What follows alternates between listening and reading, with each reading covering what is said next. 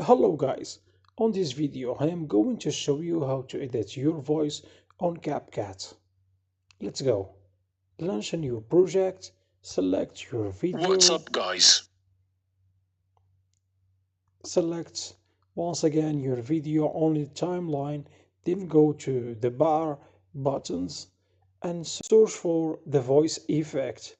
Then choose the voice you like. Let's try this one. This one is for Elf. What's up guys, this is Jacob and you are watching Money Creator YouTube channel. What's up guys? This is Jacob and you are watching Money Creator YouTube channel. What's up guys, this is Jacob and you are watching Money Creator. What's up guys? This is Jacob and What's up guys, this is Jacob and you are watching Money Creator YouTube channel. When it comes to investing time.